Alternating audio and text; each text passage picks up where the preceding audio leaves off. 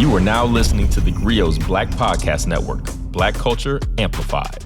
Hello, and welcome back to TheGrio Daily, the only podcast that knows what to do if your train goes off the track.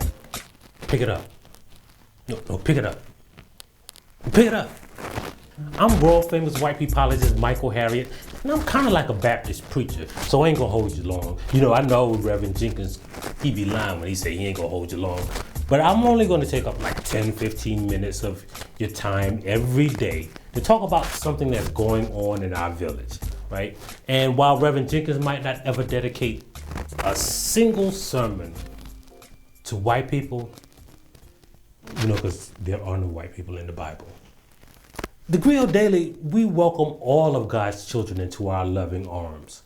So we dedicate every midweek episode to Wypipo Wednesdays. That's when we travel to the deepest regions of Caucasian to explore the world of whiteness. Think of me as like the alligator hunter of whiteness. And today we're going to talk about one of the scariest subjects in all of Caucasian. CRT. No, we're not talking about the legal theory that uses the lens of race to examine social structures. We're talking about white people's fear of historical truth and history and conversations about race. We call it Caucasian race theory. I'm Michael Harriot, world famous Wypipologist, and this is TheGrio Daily. Before we get into this, we're going to have to explain how all of this started. So if you read white people's versions of the news or history, law professor and civil rights attorney Derek Bell created critical race theory in the 1980s out of thin air. And he was the pioneer, don't get me wrong. But you know how white people think, right? They think Martin Luther King invented civil rights. They think, you know, Harriet Tubman invented the Underground Railroad. They think Juvenile invented backing that ass up. While Bell did pioneer using the law and a racial lens to examine legal structures, black people have been doing that since forever. For instance, there was a lawyer who argued that the movement to abolish slavery was in direct conflict with the Constitution. And he was a judge too, but the judge who wrote that, he came a little bit before Derek Bell. See, his name was Macon Bolin Allen. He was literally the first black lawyer in America. And one of the fears that white people have about CRT is that it makes white kids feel bad. We are not going to tell some kindergartner that they're an oppressor based on their race and what may have happened 100 or 200 years ago. I would like black kids to be completely empowered, to know that they are beautiful in their blackness. Mm-hmm. But in order to do that, I don't have to make white kids feel bad for being white. Wait, school isn't supposed to make you feel bad? Hey, somebody, can y'all get my mama on the phone? She damn near cussed me out when she found out I didn't know my timetables. Yeah, I was 6 though. I'll get back to the episode. Okay. Well, if you're studying slavery though, shouldn't you feel bad? Do you want kids giggling about lynching and human trafficking? Or do you not want to teach them at all? And if we didn't feel bad, why do we teach history at all? For instance, kids learn about the English colonists and how the Dutch settled New York and the Spanish in Florida. And then when we get to black people, we teach our kids that the slaves came from Africa. Wait. Slaves came from Africa, but what was their religion? They just came from Africa. But you said like the Dutch people was farmers, and then they were aristocrats, and some of them, you know, had religion. They were pilgrims. So was the African people, were they Akan warriors? Was, you know, the Mandingo warriors? No, they was just African. But that's a whole continent though. Like, were they born slaves? You know, you said the pilgrims was pilgrims before they came over here, right? And the English, they were settlers looking to seek a new land, and the Spanish had conquistadors. So how the Africans, were they slaves when they came over here? And where exactly did they come from again? Africa. Apparently black people don't have countries or religions or skills. See, all those black people who came over here through force and kidnapping, they were just people from a continent. And doesn't erasing the history, culture, and the whole backstory of an entire people make black kids feel bad? Doesn't this inherently teach black kids that their origin story is worthless in the context of the entire American education system? That's Caucasian race theory. And to be fair, you know what? White people didn't actually care about CRT for a long time. They didn't care about critical race theory. What they hate is any unimpeachable truth that reveals the social, political, or economic advantage that they have had in America since the beginning. So, how did this get to be so crazy? In March of 2021, this dude named Christopher Rufo admitted that his goal was to have the public read something crazy in the newspaper and immediately think critical race theory. Yeah, his goal was just to make everything black negative. That's how everything became CRT. The 1619 Project, Black History Month, washcloths, it all became CRT. And he wasn't done. See, Rufo, he wasn't just like some dude on Twitter. He actually worked for a powerful think tank called the Manhattan Institute. And it's like run by like the whitest white people that spread ideas like Western societies, white people are better, and that black people have lower IQs. Like, no, that's really a thing that they wrote. So in August of 2021, the Manhattan Institute created a sample piece of legislation for Republican lawmakers that redefined CRT according to the Manhattan Institute and Christopher Rufo's definition. And since then, according to education advocacy outlet Chalkbeat, at least 36 states have introduced legislation or executive orders that restrict teachers from educating students on racism, black history, or even using the word white people. Because white people hate when you say white people. But where did they get those ideas from? Like, where did the Manhattan Institute get them? Did they just create this sample legislation? Well, if you look at those laws, they are almost copy and pasted from that Manhattan Institute sample legislation. And whenever I read research, I'm a nerd, so I always look at the footnotes and the endnotes.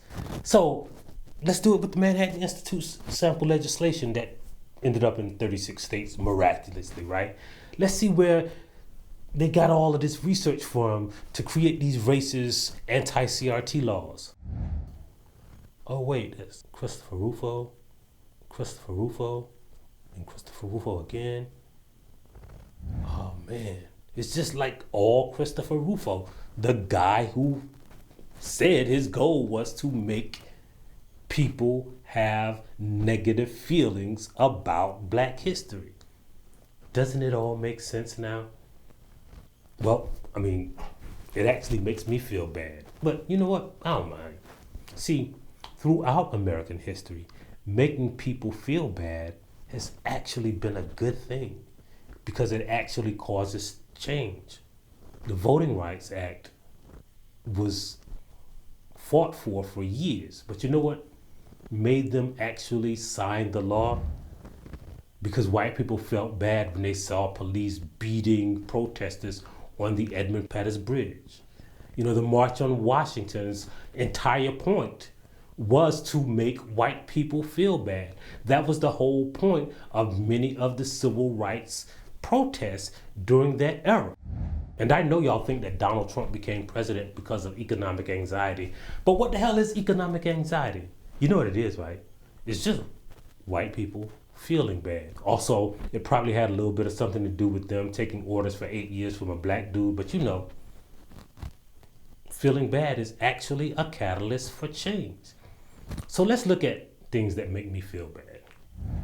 A new study published by the National Academy of Sciences pulled data from close to 2 million hospital births in Florida for over 2 decades. The study found that if black babies were cared for by black doctors, they were twice as likely to survive than if cared for by white doctors. A 2019 EdBuild report showed that majority white districts receive about $23 billion more in annual funding than non-white districts, even though they serve about the same number of students. Black girls are 7 times more likely than their white counterparts to experience 1 or more out-of-school suspensions, and they're nearly 3 times more likely than their white and Latinx counterparts to be referred to the juvenile court. Yeah, you know what else feels bad?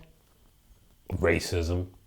And the only thing that we can do to change it is to make other people feel bad. We got to make people understand that it is bad that a black boy is 6 times more likely to be shot and killed by a police officer than a white boy. We should feel bad that kids with black sounding names are more likely to have their resumes tossed in the garbage. We should feel bad that no matter how hard a black person works or how long they go to school, they will statistically be paid less than a white person with the same education and experience. We should feel bad that the average black person has 1 dime for every dollar that the average white family has.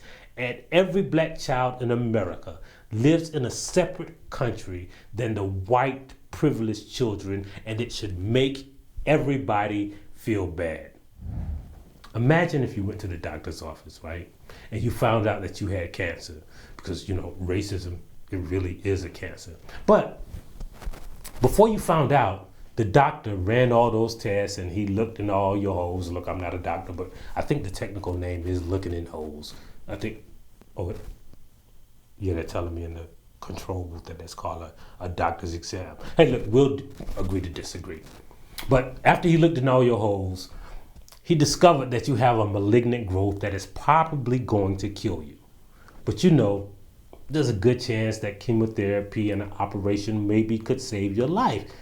And he walked into the room to tell you about this operation or about this new spectacular treatment that could cure cancer. But just before he walked in, the nurse grabbed him by the arm and said, "Hey, are you sure you want to tell the patient about this treatment? Like, are you sure you want to let them know that they're sick and they might die and that this cancer is growing inside their body that will definitely kill them? Because, you know, it might make them feel bad." Now, how much sense does that make?